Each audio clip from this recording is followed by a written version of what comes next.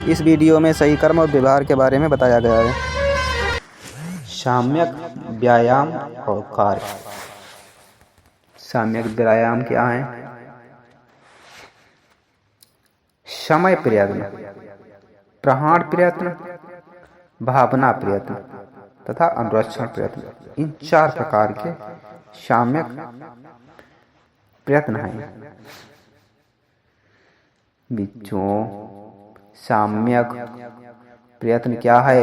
एक बिच्छू प्रयत्न करता है, जोर लगाता है, मन को काबू रखता है कि कोई अकुशल पापमय ख्याल जो अभी तक उसके मन में नहीं है उत्पन्न ना हो।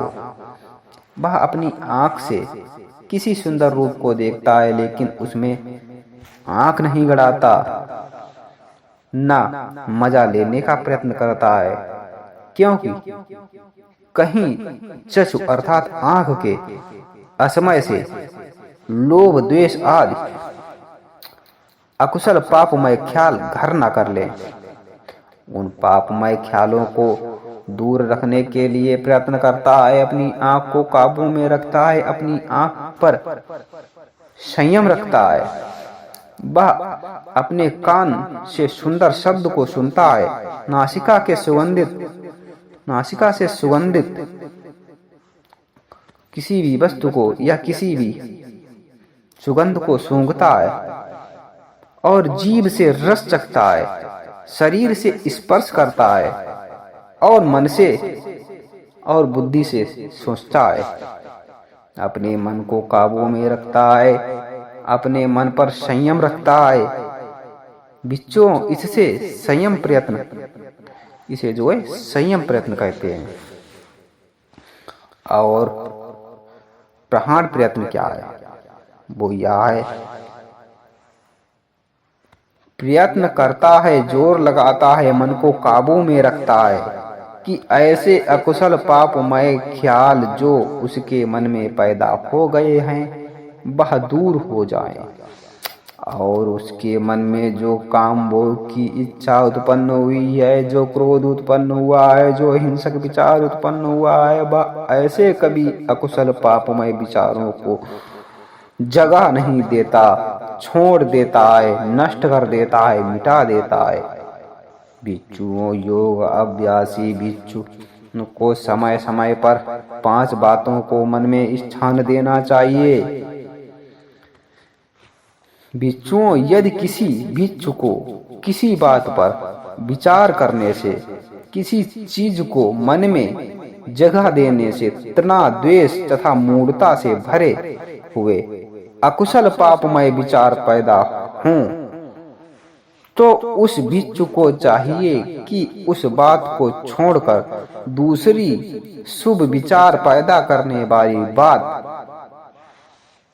वह चीज को मन में स्थान दे, उस विचार को मन में स्थान दे जो शुभाशुभ हो, अच्छी हो, कल्याणकारी हो, पापमय न हो। अथवा उन पापमय विचारों के दुष्परिणाम को सोचें कि यह अवांछित वितर्क अकुशल है, यह वितर्क सदोष है, यह वितर्क दुख देने वाले हैं। अथवा उन वितर्कों को मन में जगह ना दें, अथवा उन वितर्कों का संस्कार स्वरूप होना सोचें कि इसका परिणाम क्या हो सकता है। अथवा दांतों पर दांत रखकर जिह्वा को तलु में लगाकर अपने चित्त का निग्रह करें, अर्थात अपने अंतर मन से सोचें, उसे दबाएं, उसे संताप दें, और उसके ऐसा करने से उस बिच्छू के तृष्णा, द्वेष, मूढ़ता से भरे हुए अकुशल पापमय विचार नष्ट हो जाते हैं, अस्त हो जाते हैं, और उनके नाश हो जाने से चित्त अपने आप ही स्थिर हो जाता है, शांत हो जाता है, एकाग्र हो जाता है, समाधिष्ठ हो जाता है। इसे प्रहार प्रयत्न कहते हैं। अब भावना प्रयत्न के बारे में आप लोगों को बता रहा हूं। एक भिक्षु प्रयत्न करता है, जोर लगाता है, मन को काबू में रखता है, जो कि कुशल कल्याणमय बातें उसमें नहीं है वे उसमें आ जाएं। वह स्मृति अर्थात निरंतर जागरूकता, धर्म, विचार, वीर और प्रीति तथा प्रशब्द, समाज तथा उपेक्षा बोध के साथ अंगों का अभ्यास करता है, जो कि एकांतवास तथा बेराग होने से उत्पन्न होते हैं। बेराग अर्थात किसी प्रकार का राग नहीं रहता, निरोध से संबंध है और उत्सर्ग की ओर ले जाने वाले हैं। इसे भावना प्रयत्न कहते हैं। और भिक्षुओं, अब अनुरक्षण प्रयत्न मैं आप लोगों को बताता हूं। एक भिक्षु प्रयत्न करता है, जोर लगाता है, मन को काबू में रखता है कि जो अच्छी बातें उसके चरित्र में आ गई हैं वे नष्ट ना हो, उत्तरोत्तर अर्थात तरोताजा बनी रहें और बढ़ती रहें, विपुलता को प्राप्त हो। वह समाधि निमित्तों की रक्षा करता है। भिक्षुओं, इसे अनुरक्षण प्रयत्न कहते हैं। वह सोचता है, चाहे मेरा मांस तक सब सूख जाए,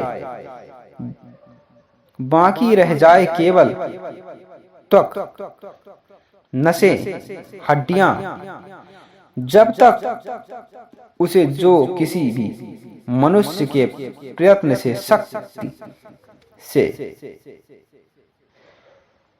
प्राकम्य से प्राप्त है।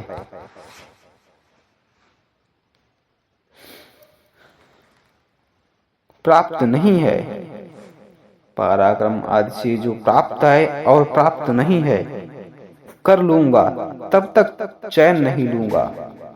भिक्षुओं, इसे साम्यक प्रयत्न कहते हैं। इस प्रकार मैंने आप सभी लोगों को साम्यक व्यायाम और प्रयत्न के बारे में बता दिया है। ऐसी ही अच्छी जानकारी के लिए चैनल को सब्सक्राइब और लाइक करें।